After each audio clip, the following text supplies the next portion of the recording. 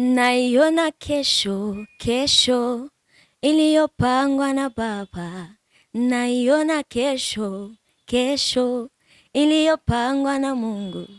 Icambere nifuza shaka kwanza abantu bamenye Imana biciye muri jewe. Ico ni cambere. Ica kabiri nshaka amahanga menshi cyangwa isi yose imenye kandi imenye Imana biciye muri jewe mu ndirimbo nzoba ndiko ndatanga nka message. Ndabizi cyane amashengero aratandukanye, uko abantu batwigisha mu mashengero kuratandukanye. Je ndazi neza ko ipantaro atacaha kirimo, ariko hari abandi bazi ko ipantaro hariho icaha kirimo, kandi ndazi gusuka ko atacaha kirimo, ariko ndazi abandi mu maeglise ayandi amaeglise y'abandi bavuga ko ari icaha.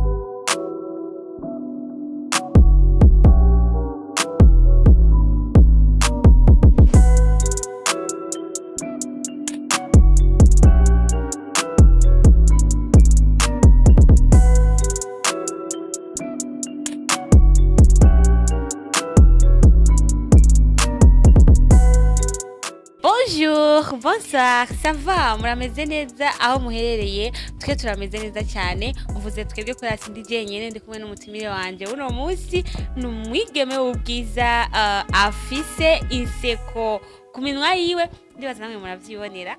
Nta byinza kuvuga, ni Bella Chakaro kuri micro za Roy TV nkuko musanze mumenyereye mu biganiro bitandukanye. Uno munsi nakuzaniye umuririmbyi afise impano. Ibikorwa ntibiraja ku mugaragaro, ariko impano ayiyumvamo, yayisanzemwo, aravuga ati singiye kuyicarika, bisaba ndayivyaza umusaruro. Nawe si wundi akazina kiwe yitwa Joyce, ariko simvuge byinshi, reka ndamumwanya kugira ngo mumaze mumva akajwi kiwe ukuntu avuga, yongere kandi abaramutse abyivugiye. Joyce, karibu cyane. Ndabaramukije mwese muko muradukurikira. Hama ku mazina yanje nitwa Dushime Joyce Queen Ange. Ariko hama nkaba ndumuririmbyi. Dushime Joyce Queen Ange, kubera kwisa amazina menshi. Dushime Joyce Queen Ange, amazina ane. Nibazi ko uri kurabyumva. Uri umwana wo muri 2000. Oya, ntabwo ndi umwana wo muri 2000. Umwana wa jya. Oya. Kubera iki mudakunda kuvuga imyaka yanyu? Muyihisha kubera iki? Kubera iki mudakunda kuvuga imyaka yanyu? Ntabwo ndayishije, ni imyaka mike myinshi. Okay. Joyce, kubera iki mukunda guhisha imyaka yanyu abakobwa wayi? Oya, Jesse ndayihisha, sinzi ko ikeneye. Nkeneye igumane nayo nkeneye. Bo ikintu gitumye tuba kumwe uno munsi ni talent ya Joyce. Joyce ni muntu ki? Ishonzi kuri Joyce ni umwigeme afise talent yo kuririmba. Yaragerageje kwanza kuririmba indirimbo za profane, asanga arafise iyo talent yo kuziririmba, acarunguruza aja muri gospel. Ma chérie, kubera iki wimvuye kuva muri profane ati reka nsimbataze muri gospel? Mu bisanzwe jewe ndirimba muri eglise, ndumukizwa, nakuze nkijijwe. Hama niho naguma niyumvamo ko nshobora kuririmba, muganga avuga ati nzobihera he, nzogira iki. Hama ndaririmba profane, ariko ndarimba profane. Hama maze kuririmba profane, abantu numvishije bashobora kumfata mu mugongo, baca barambwira ati none kubera iki uririmba profane kandi ukijijwe, bazana nyamajambo menshi. Ndumva umengo ndavuga ati no, jewe nashimye gusa ntangure muri profane ndabe ko ndabishoboye, kuko narabyumvamo mugabo sinari bwagende muri studio. Nuko mugabo maze kubona ko nshoboye, cyamvuga ati no, rero ndirimbe gospel kubera ndi umuririmbyi wa gospel, ndi umuririmbyi wo mu rusengero. umva bica bingora kuririmba profile ndirimbe na gospel cyane Mr. More kuririmba Okay. Joyce yatubwiye ati numvise ko nshoboye murayumviye confidence arabitwereka muri acapella kuko twege ntidukunda amajambo dukunda ibikorwa none Joyce kubera iki inspiration ya mbere wagize yo kuririmba yatanguriye muri profane kandi uri umuririmbyi uri umukoriste muri eglise. Okay, mu bisanzwe umuntu yamfashije no gusohora audio yitwa Emi mugabo urumva twarahuye ndamubarira ati je ndabishoboka ko nasanze afise nani buja record yiwe na hama maze kumubona ko ari umuntu afise iyo nuze yo kurikodinga cyangwa ati reka ndamwiture ndamubwiye nta mafaranga mfise urashobora kumfasha rero acamfasha bitanguriye muri profile canangura kuza ndarimba profile abona ndabishoboye cavuga ati none wowe wifuza kuririmba profile cavuga ati nshaka kuririmba nyene kujya naho kubwiye maze guhura nabo bantu bamaze kumva iyo ndirimbo yanje imwe ya profile bamwe bambwira amajambo menshi cyane isanga nyene nshaka kuririmba gospel. Bien, dukunze kubona kenshi abantu bafise tala runaka ari ikintu batanguranye bakira abana batoya. Mbega Joyce, tala yo kuririmba ni ikintu watanguranye ukiri muto canke wavyisanzemwo ukuze kubera ko hari yo kuri eglise? No, jewe navyisanzemwo numva ndakunda kuririmba nkiri umwana nakunda kuririmba uko hama mu nyuma ntabwo nakunda kuririmba ngo nzobyerekane mu mahanga cyangwa iki abantu bamenye narabyiyumvamo gusa ko nkunda kuririmba uko onye ariko maze kuja mu makorale mu marwanje ndumva umenga none ibyo noza ndaririmba nanje sinoza ndabitanga mu mahanga hama abantu bagakira ugukizwa biciye muri jewe ndavyumvamo ntangura kubisengera ndavuga ati ariko ibyo byose bisaba amafaranga none je nzokura amafaranga muhira nuko nyene jewe nuko nyene ntakazi mfise ndavuga ati nzokura aya mafaranga ndavuga ati no reka nicara aho umunsi bizoshika nyene Imana ikugurira imiryango nzotangura niho nahura na Emi rero ndamubwira ko ndavyumvamo kandi ndagisengera ko noza ndakora nanje audio na video ngavuga ati jewe ico nshoboye nzogufasha ico ntashoboye nzoraba abandi bagufashe nuko ubu rero Joyce uriteguriye urugendo rwo kuba umuririmbyi wa gospel? Ego ijana kwijana. None Joyce ko akenshi abaririmbyi ba gospel hari ukuntu bahura n'ibigeragezo si utumva bavuze ati imitima ya benshi ikire biciye kuri jewe bakire biciye ku ndirimbo ndirimba eske ko bavuga ko na look y'umuntu ari kimwe mu bituma abantu bumva yuko bofata akarorero kuri uwo muntu?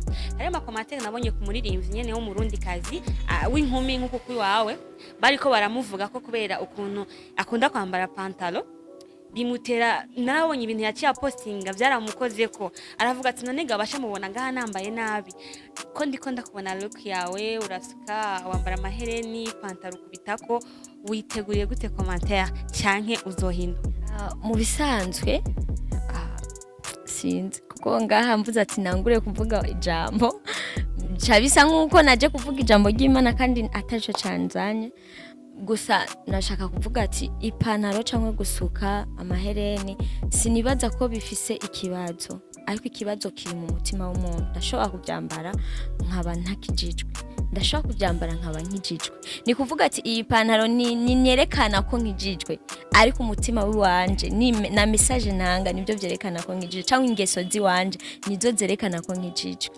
ariko bavuga ngo muzamenyera kuvyo bama tuvuze ati ivyo bama sinzi ko na look irimo cyangwa itarimwo kuko hari umuntu ushobora kuza kubwira aravye nk'iyo ndirimbo yawe akavuga ati uyu we ntahataniye nabagiye baririmba izisi ukasanga commentaire ziriko ziragukora ku mutima none umva muri uwo mwanya uzoshuvyakira gute kuko bizoba kuko niyo nzira uri kuraja?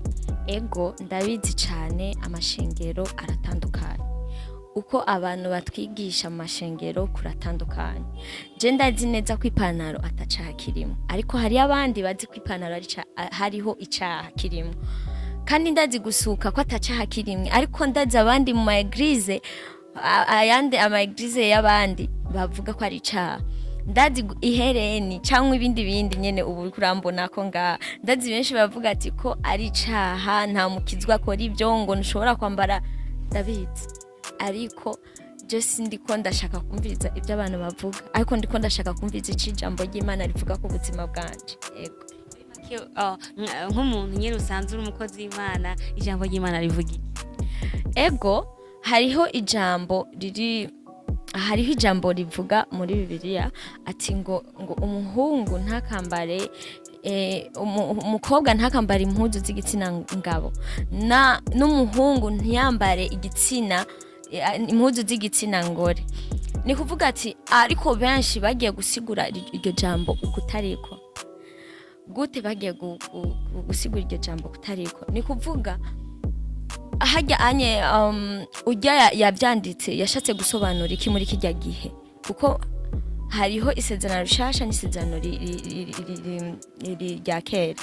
Ni kuvuga mu isezerano rya kera yashatse kuvuga ko ipantaro umugabo wawe yambara, hama nawe ukacufata ijyanye n'ipantaro umugabo wawe yambaye ukacuyambara, cyangwa ijya muzu umugore aba yambaye, hama wowe umugabo ukacufata ijya muzu y'umugore wawe ukagenda ukayambara.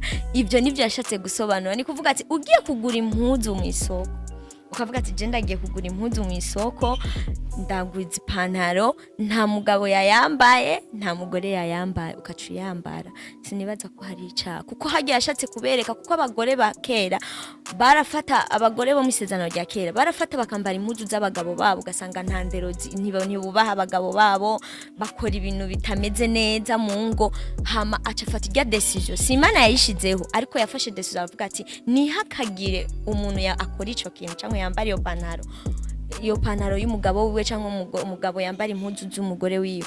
Yashatse kubereka ko ari icaha, kubera iki batinye, kuko batinye icaha cyane, batinye ntibazi barazambara kandi bubaha abagabo babo. Nico yashatse mu bisanzwe. Wow, muri make rero kwambara ipantaro si icaha. Urakoze. Ikindi kibazo cyangira Mademoiselle Joyce, mbega nuwahe muririmbyi, kuko umuntu wese aragira inspiration. Urashaka kwimvira ati kugira ngire talent, hariho umuntu yantanguriye yabikoze, numvise yuko nanje noza kubikora ahubwo nkamurenga. Inspiration yayikuye hehe Joyce? Ndakunda cyane umuririmbyi yitwa Christina Shusho hamwe na Daniela.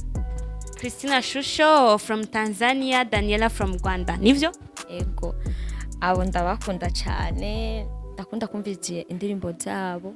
Nubwo ntazifata cyane, mugabo ndazikunda, ndakunda ukuntu baririmba, ndabona birimwo Imana. So sikuvuga ati nibo bonyene, na benshi baririmba, ndabona birimo Imana, mugabo ndabakunda cyane abantu. Wow. Bon, ikintu ngoma ndagusabe watwetse ko ufise confidence y'igikorwa cyawe ukora cyo kuririmba, ya tala yawe ikurimo. Oh Joyce, duhe acapella please. Okay, acapella. Sawa.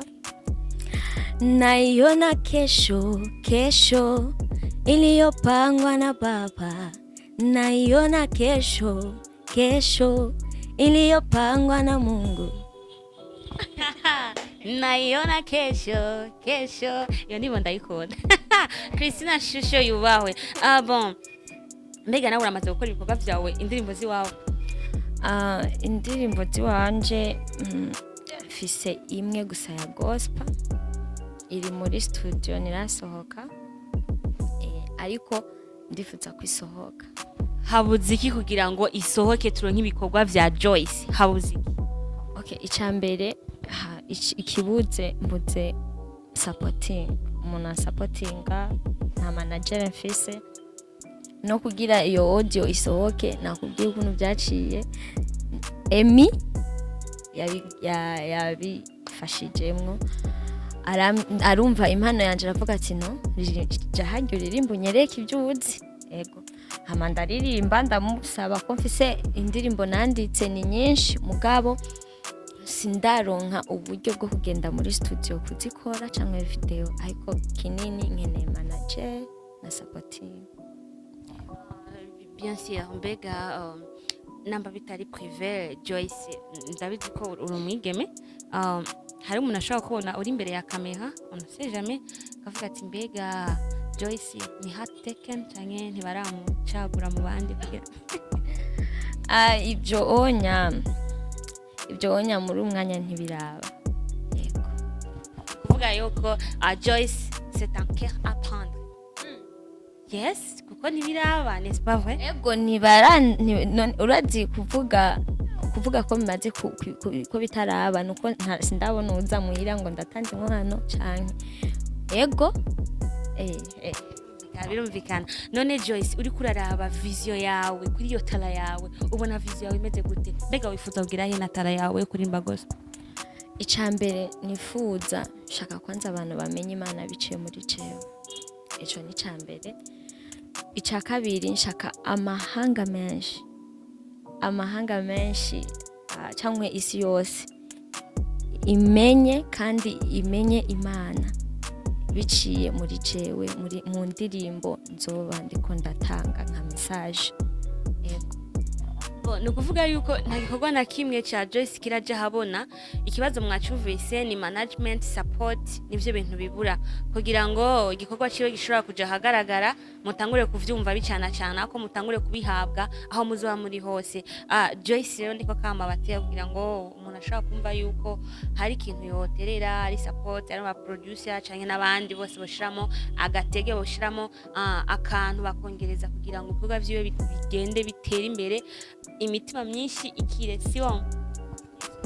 Kuko benshi barasupportinga abaririmbyi ba profane, zose zirakenewe kuko novuga ngo babireke oya, kuko hari umuntu ashobora kuba yifitiye stress yumvise ka music akaruhuka, hari umuntu ashobora kuba afite stress yumvise akarimbo ka gospel akaruhuka, so ibintu byose biba bikenewe. Nibaza yuko nta kibi na kimwe kirimo. Gira rero akajambo kamwe ubushikiriza ko baragukurikirana muno mwanya Joyce. Okay, akajambo novuga icambere mbanje gushimira abariko baradukurikira muri no mwanya. Kandi ikindi kinini cyane numva novuga ndashimira Roy TV kuba yanyakiriye, kuko ahandi sinibaza ko bari kunyakira mu gihe ndi muto cyane. Nturi muto ahubwo uri mu upcoming. Ego. Kuko bahora bavuga ati bashaka abantu bari hejuru cyane, bamaze kugera bamaze kumenyekana, babasa nyine bakomeye. Kuba je ndi underground, novuga underground, upcoming. Niyo mpamvu novuga ati vraiment merci, bakoze cyane kuba banyakiriye bakanzimana, nukuri ndabashimiye cyane. Hama ikindi novuga ndabasabye abako baradukurikirana bagire s'abonner, bagire na partage, bakugira ndabe ko noronka uwo mfasha. Yego. Ziza cyane, nawe urakoze gushima. Mwana shima ni byiza, birahimbaye, bituma n'abavyeyi aho baba bari biyumva yuko nabo bako bakora ibintu byiza cyane. Reka ndabashimire abakunzi ba Roy TV mwakurikiranye kino kiganiro mugafata umwanya wanyu. Ndagusavye ushire ko j'aime, shira muri commentaire cyo waneguye kuri kino kiganiro cyangwa se icyo washimye kuri kino kiganiro. Mu buhinga bwa kamera naho turi kumwe na Efraja bikora neza cyane. Reka ndamubwiye ati ukomere mu kazi kawe, ni wari karabafasha kugira ngo n'ama image abashikire asa nkuko muri ko murayakurikirana. Reka ndabifuza ibihe byiza bivanye naho muri abari mu ijoro ryiza, abari mu gitondo cyiza, umuhingamo cyangwa se umugoroba mwiza, naho butaha. Ciao ciao.